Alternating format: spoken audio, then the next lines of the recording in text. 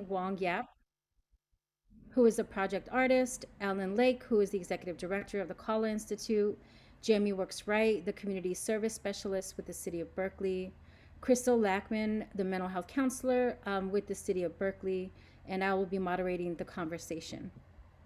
I will now pass it on to the panelists so they can talk about their project and give us an overview, what has inspired them to collaborate, how they have innovated, and their specific roles in this great work.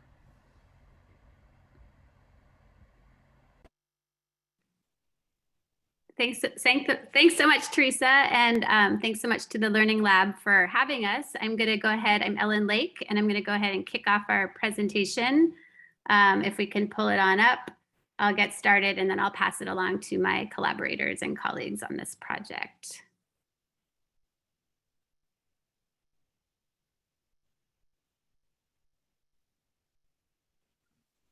Stand by 1 second. Thanks.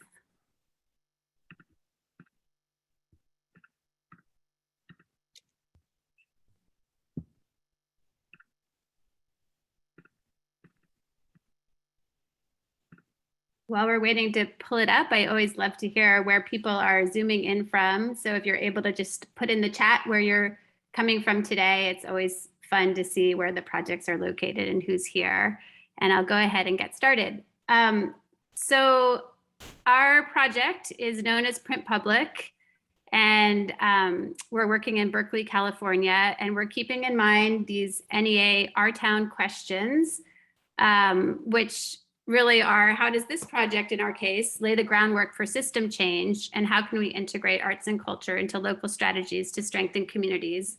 And in our case, that's in Berkeley, California. And so we're keeping in mind throughout the project and throughout this presentation how we can build equitable engagement and capacity through arts and culture to deepen cross-sector partnerships, help with shifts in institutional structure, practices, or policies, and further experimentation of innovative project models. Next slide. So I want to give a little bit of a history of how Print Public started. It started actually back in 2013 as a public art residency. Kala Art Institute is an artist residency program and community art making hub, and we've been located since 1979 in the old Heinz Ketchup Factory building in West Berkeley, right where Emeryville and Oakland come together in the East Bay across the bridge from San Francisco. And we're located on a really busy transportation corridor, which is called San Pablo Avenue. And the project started in response to how do you get to know your neighbors and neighboring businesses when you're on a really, really busy transit corridor. Next slide. So here's the community that we've served through our public art residency. It's primarily been a 1 mile strip in Berkeley along San Pablo Avenue. You can see right in the middle, Ashby Avenue is where we're located. And then by looking at the map, you can see on one side of the street is largely residential, and on our side of the street is largely commercial and industrial projects. And there's very little cultural, arts and cultural spaces, very little green space. And so this project really grew out of how can you integrate arts and culture in a landscape that looks like this. Next slide. So back when we first started, there was actually lots of like abandoned or underutilized buildings along San Pablo Avenue. And so artists decided to use those spaces to animate public space and have projects that could bring neighbors together, help people pause, slow down, you know, get to know each other again along this really busy street. Next slide. Along the way, we found really successful Print Public projects really brought neighbors together. And some of those projects included neighborhood-led walking tours, a community archive collecting local history, stories, and ephemera at the local library, the Golden Gate Library. We also had neighborhood, wiki edit-a-thons there, and then a number of projects like crochet jams that anyone in the community could come join in for 5 minutes or an hour and have sort of an art activity that you got to know somebody through. We had a community cookbook, and those are just several examples of projects that have really brought people together in our neighborhood. Next slide. One of the main issues in the Bay Area and in our neighborhood as well is displacement and rising housing costs. So a number of our artists started looking at, what to do. There's a lot of new mixed use developments going in along San Pablo Avenue. They're really close to small bungalows and historic buildings, longtime businesses, and people are being displaced and tensions are on the rise.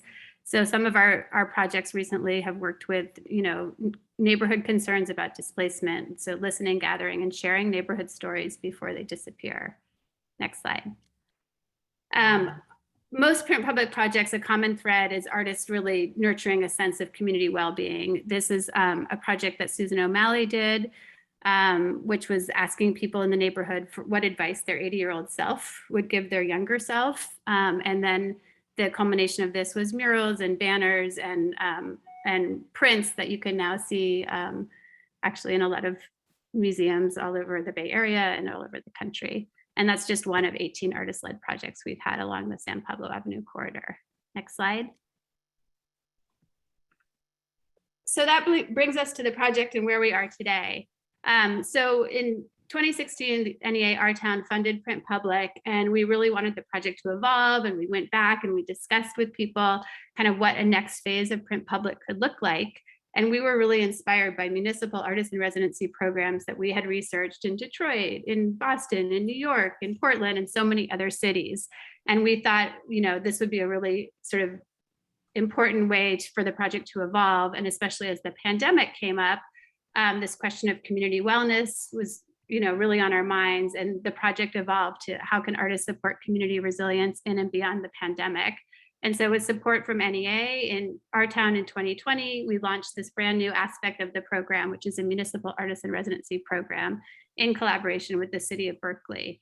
So we had an open call to ask artists to join us in creatively thinking about COVID-19 recovery, thinking about equitable engagement, and thinking about what community well-being looks like during and as we move through the pandemic. Next slide. So this brings us to the current project where we selected 2 municipal artists in residence for the pilot project. On the left is Laura Carr, and on the right is Christine Wong Yap, who's here to talk about her project today. And we're so thrilled to partner with the Berkeley Civic Arts Program and the Department of Health, Housing, and Community Services, which agreed to host and start this brand new program with us. And we're part of the panel from the beginning. So during the application process, we worked with Dechen Sering from the Public Health Division and Jamie Works-Wright, who's here today from the Wellness Recovery Team, along with CALA's other co-director, Mayumi Hamanaka, and Jen Lavorne from Berkeley Civic Arts Program facilitated this process. It was a multi-step process where we narrowed it down to finalists who were paid to create a presentation about some project ideas. And then each artist also has 24/7 access to CALA's artist residency program that includes a printmaking studio, a digital lab, artist project spaces, a public gallery, where we'll have an exhibition of print public projects in January through March of 2022. And now I'll turn it over to Jamie and Crystals from the City of Berkeley to talk about their role in this project. Thanks. Next slide. Thank you, Ellen. Yeah, so I'm Jamie Works-Wright, and I am with Berkeley Mental Health, and I am over the Wellness Recovery Team, and then I do it along with Crystal. So our Wellness Recovery Team assists people with lived experience with mental health challenges in building wellness tools, leadership skills, and advocating for themselves and others in the mental health system. The way that we work with people is participation is open to anyone with mental health challenges and is not limited to insurance or being a Berkeley resident. The program is funded by the Mental Health Service Act. So the print public artist Christine Wong Yap began leading art making workshops throughout the Wellness Recovery Program. We partnered up with her, and then we reached out to some of our participants, and we were finding that creative art gives this group a chance to relate freely and get to know each other in a unique way. And so the art itself provides a way to relate, encourage, and support each other in the moment, even sitting quietly with others while focusing on their own process, creating connections. Next slide. And how do we define equity within our unique community landscape and project? I'm actually going to turn it over to Crystal to answer those questions. Hi, I'm Crystal. It's nice being with you guys today. So a lot of our participants are very low income and they don't have any internet, which means they can't do Zoom. So they call in to our groups on the telephone. And so it was really great being part of Kala's group because people were actually able to come and sit with each other and see with each other, which people hadn't been able to do like the whole pandemic. So that made a really big difference in people's lives. And so our team provides equity. So we tailor activities to people on the phone or helping people find art supplies in their house. And it was really great that in the project with Kala, people were given art supplies that they could use for all of the activities.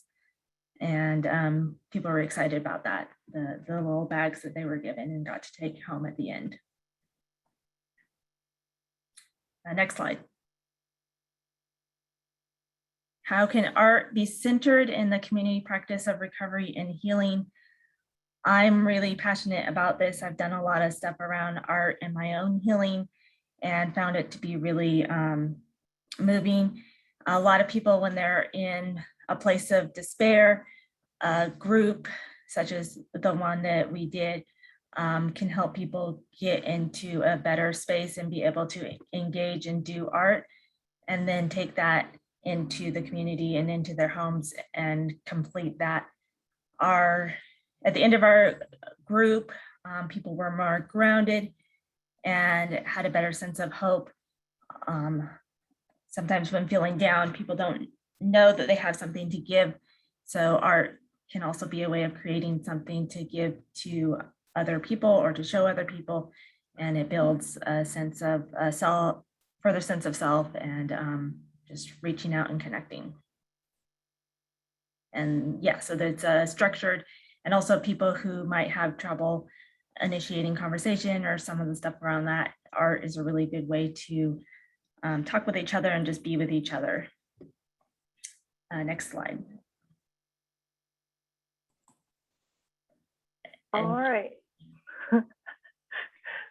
Oh, thank you so much, Jamie and Crystal. I will take it from here. So my name is Christine Wong Yap. My pronouns are she, her, although they, them doesn't bother me. I'm just going to tell you a little bit about some of the art projects that we've been doing and kind of what I've structured. So starting in July, I organized a series of 4 art workshops with 8 to 10 participants, including Jamie and Crystal from the Wellness and Recovery team, and then other people from their constituency. Because of COVID, at first we held the workshops outdoors. Kalat is located in this spot where we have these like nice loading docks that are actually great, kind of a great outdoor classroom. And as Crystal and Jamie mentioned, every participant receives a free art kit. Next slide. So I developed several activities to just basically foster self-expression and kind of like hint at some different mental wellness concepts. So this activity uses the metaphor of a ship to represent the parts of the self and then how you might fare in stormy seas. So like the keel adds stability to a ship in stormy weather. So I invited participants to decorate the keel with 3 words that describe themselves. I encouraged the group to see each other as a community of learners. And we ended the sessions by sharing our works with each other and really tried to create a space of non-judgment and like no wrong answers and not trying to emphasize mastery. So even though only a few people knew each other before the end of the workshop, by the end of the first workshop, people were already organically sharing appreciations and noticing different things that different people did in a really gracious way. Next slide. Relief printmaking, which is one of my favorite forms of printmaking, is typically done with knives or sharp gouges. And with this group, I wanted to introduce a simple form of relief printmaking uses foam, which can be inscribed with just pencils. So the first activity was based on mandalas. And I think when you help people slow down and focus on one thing, it can be grounding, which can be a good strategy to use when people are flooded with emotion. Mandalas are free form and a little bit less intimidating to learn because not everybody identified as an artist or had like drawing skills that they brought to the table. And then another thing is that relief prints are backwards, like rubber stamps, and that can like mess people's brain up a little bit when they're first doing relief printing. But mandalas are abstract and symmetrical, so that kind of eliminates that hurdle. Next slide. For me, it's also important to ask people to engage in some reflective writing. So here are some prompts so that the artworks that we created kind of are drawing from personal experiences and their own insights about their journeys. So people could choose which one of these prompts to respond to. Next slide. And then we based we took some phrases from their responses and created prints.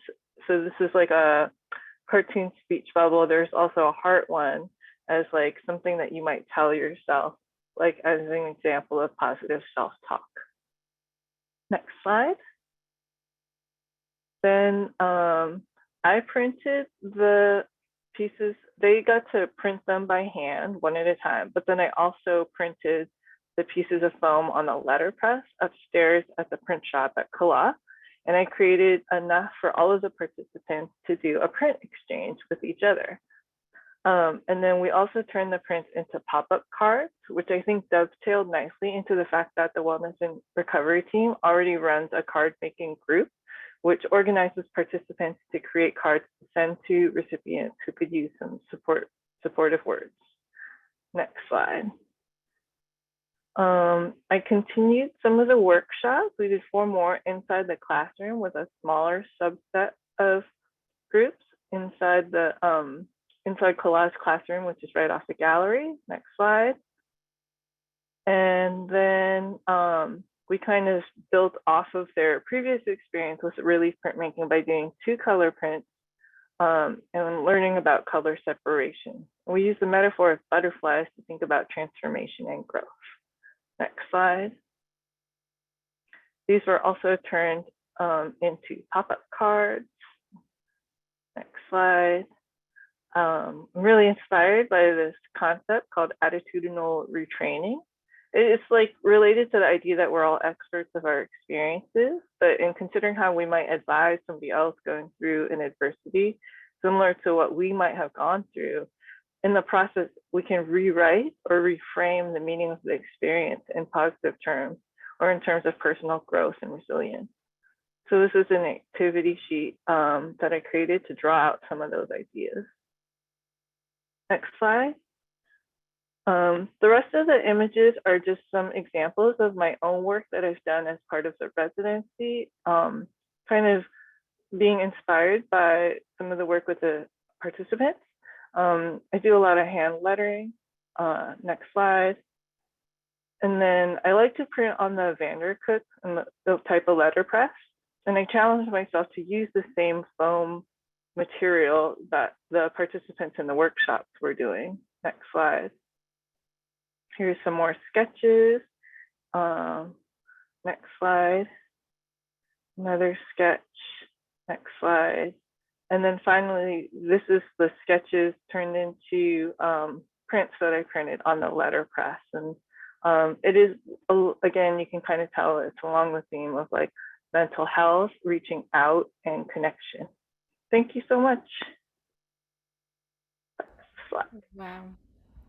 Thank you so very much, Christine and everyone. I am feeling the healing energy just from the images and as you all are sharing about the work and the progression of the work. And just want to thank you all, for focusing on folks who are in recovery or maybe those who don't identify as such, but just creating that open space for a sense of belonging and to be in touch with themselves.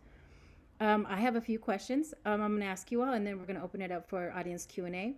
And so the first question is, if you all want to highlight any just sort of successes that just had, I guess, a significant or profound impact on you or the community, and what you learned from those highlights. Thanks so much, Teresa. And I'll start it off again and just say that I think for us during the pandemic, actually just piloting a new program feels like a big success. I think when we originally received the funding, it might have been pre-pandemic, and the world was really turned upside down. And so I think for us to just be able to collaborate with the City of Berkeley, and for Crystals and Jamie to be so open to hosting artists, and there's another artist hosted by a different team, just felt also like a big success for us. And Print Public has been a really important public art residency for us, and we really wanted to try something new. And so just to encourage that sense of like, it is possible to experiment, and there are people out there willing to support those kinds of experiment. And it felt like it was just taking this idea of community wellness to another level. Like, we had always worked in this 1 mile radius right outside of Kala, and now we're working with residents from all over the city of Berkeley and probably beyond. I think I think the borders are a bit arbitrary, so Oakland and Emeryville and other areas as well. So I think for us, seeing artists as cultural strategists and really thinking about art and public art in different ways has also been interesting and a good experiment, and I would say a success so far. That's beautiful. Just being able to sort of have an objective way to center folks, and then valuing everybody as experts in their own journey, and then just the amount of collaboration, right, that it requires to put something like that together. Because we know that collaborations can be complicated, especially during a pandemic, if you all want to share anything around systemic challenges or barriers that you all faced, and how you overcame them. I can speak to some of the challenges. As you all know, we were dealing with a pandemic, so a lot of things that we were doing in person had been halted. So we were doing a lot of things, like Crystal shared, we do a card group that was happening virtually. And so, it's like, how do you do cards virtually where everybody's in their own house with their own materials, and then where you're, having conversations among each other. So, but also we noticed during the pandemic, when people are working more from home and some people not having access to computers, or some people didn't have smartphones. So it was really challenging. And so I felt like we lost a lot of the momentum of the people coming into the office. So we did start a newsletter. So we were able to advertise this 4-week series. And so we were able to overcome a barrier by getting more people to come to Christina's workshop that typically would not have come to some of our groups that we were hosting in person. So, and then it also having the ability for people to come together again. People were excited because we were not meeting in person indoors. So having the space outdoors was really helpful. So we overcame some of those challenges that way. Yeah, thank you for that. And that requires a lot of imagination, innovation, and being willing to step out of comfort zones, right?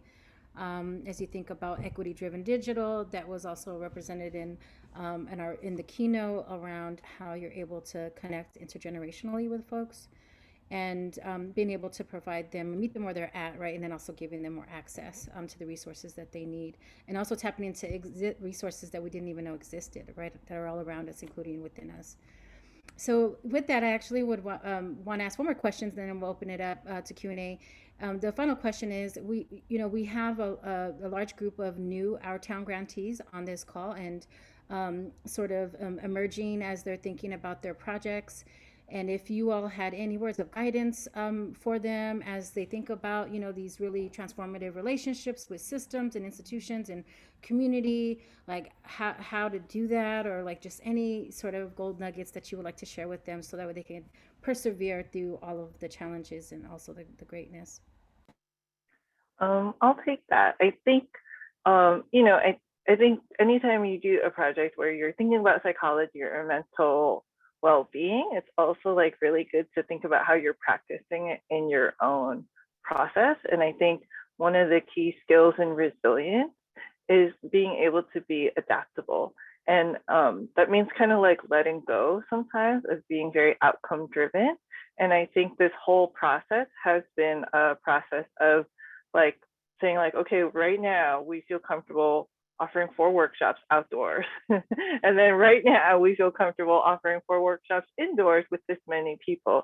So it's been very much like the whole process has been similar to like what therapists would recommend, like just one step at a time, just take baby steps and not get hung up too much on like what this is leading to or what the final art project will look like or what the impact will be. And I think there is a moment where a museum had approached me to do a project, and then Crystal brought up a really great thought is like one of the great things about the workshops is it's really, really process driven, not product driven. And I actually declined the museum commission because it was going to put too much pressure on people because I was going to collaborate with the participants. And we didn't want to add that extra layer of pressure on like creating something that would be printed on this thing that costs $5,000 to produce or whatever, I'm exaggerating how much it costs. I think another thing that I'm really proud of is just helping to open doors, like, and I mean that like quite literally and physically, because a lot of people, when we asked, a lot of people in the workshops were really interested in seeing the print shop, and they might not ever have the opportunity to go upstairs to the print shop because the gallery is open to the public, but the print shop's used by artists, and unless you kind of know somebody, you wouldn't ever get to go see all those machines. So that was something that we got to tag on to the end of a workshop, and I think they really appreciated it. Lovely. Wonderful examples of learning, growth, and opportunity. So now we're gonna open it up to everyone in the audience. If anyone has any questions specifically about this project, about what does leadership look like, just anything that's coming to mind as you think about equity, imagination, and systems change. Oh yeah, and if you want to see everyone in the chat, you have to go to the right corner of your screen, select on the view, and then go to gallery view. Thank you, Dan. Any questions or any comments, any thoughts that are sort of resonating with you right now?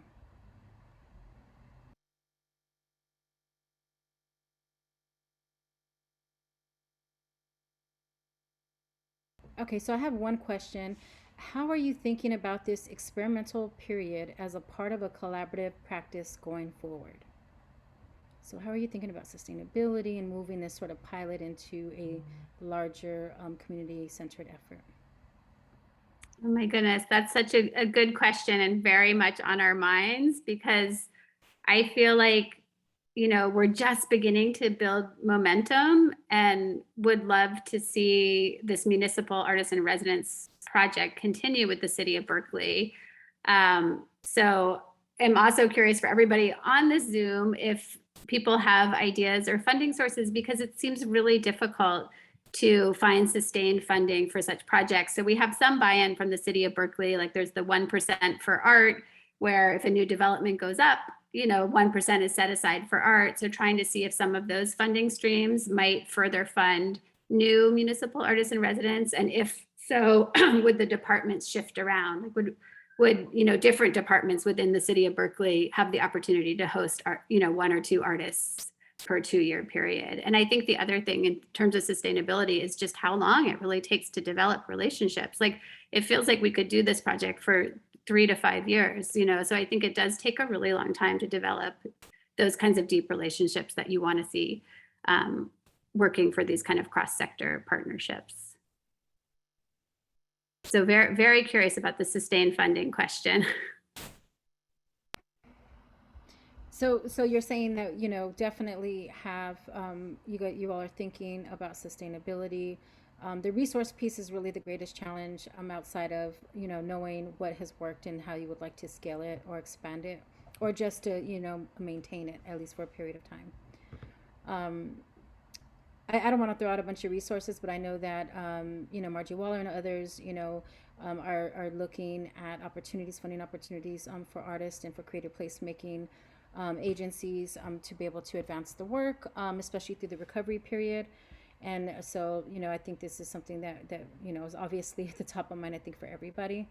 And then even looking at ways that we can, that have worked well within the specific jurisdictions, and that we can, share those practices across the board. There's a lot of competing priorities and agendas, obviously, but being able to lift this up, and I think even raising visibility helps a lot, so that people know what's going on, and that it's accessible and that it's needed. But yes, so I think that's a great pin, and also, some great thoughts that you shared about how you would like to move this work forward. Any other ideas, thoughts, or questions that folks would like to share as we wrap up this conversation with our grantee spotlight?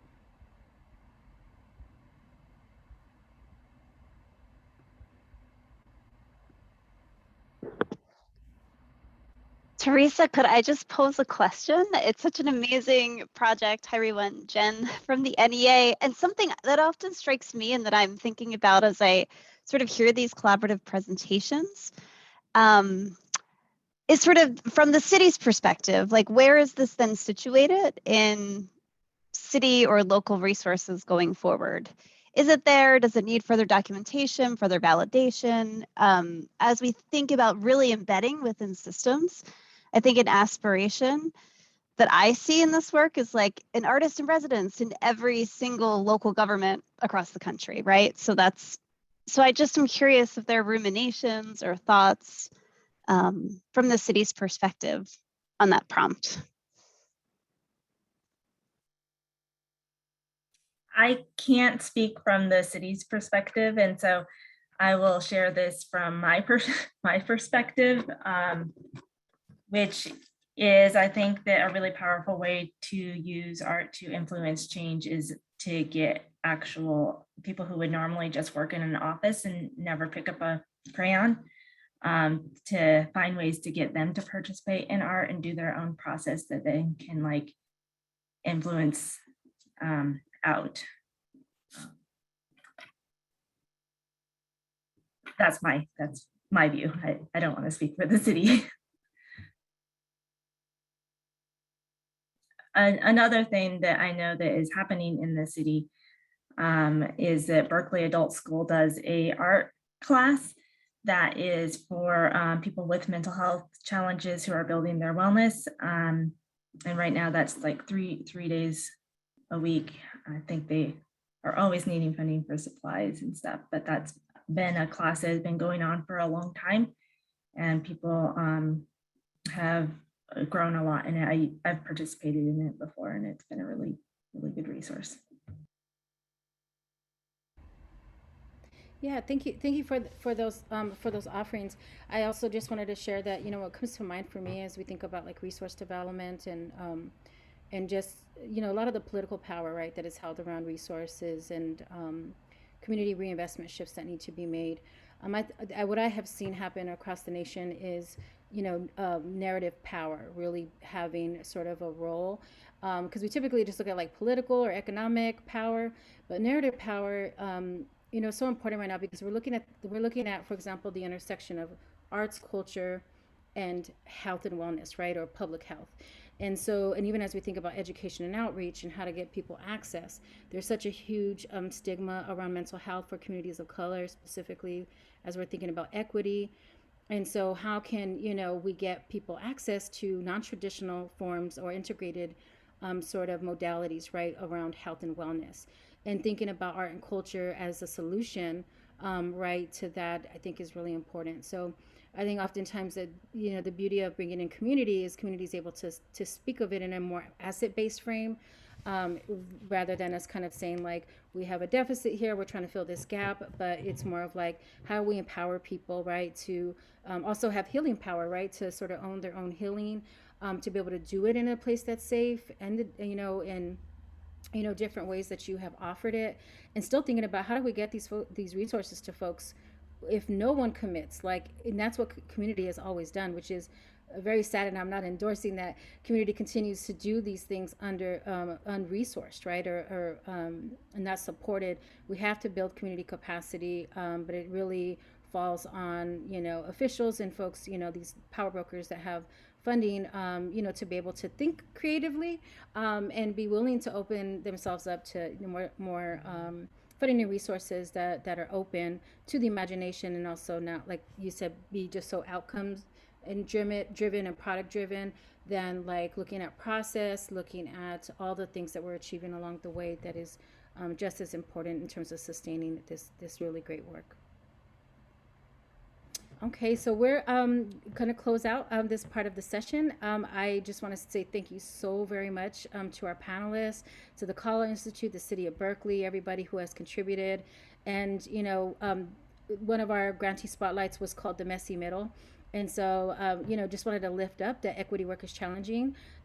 Systemic change or systems change work is very challenging.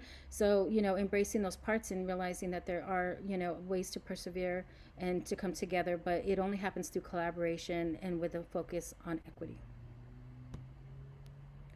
So now we're going to close out this piece and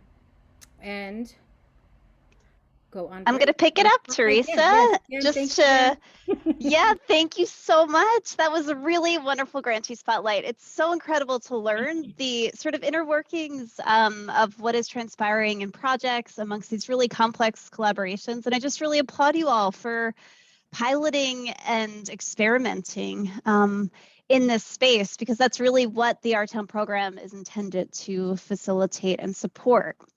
So with that, I just want you to feel excited as part of this cohort of a community of practice amongst all the Our Town grantees. Hannah's just going to drop into the chat a PDF that you can download just to take a look at all the project descriptions from the FY 19, 20, and 21 Our Town grant funded projects. And we are so excited for our workshop coming up at 2:40, where we are going to have two fabulous artists, Mark Valdez and Marty Pottinger. We'll be imagining with all of you as they talk about the art part and share what they know about it. So it's been a really rich session so far today, and I'm really excited to really dive even deeper into the space where we have artists leading us through the process of imagination and closing out this really robust learning lab. So come on back at 2:40 Eastern Time, 10 minutes. Or just turn your camera off, listen to some tunes. We will be here.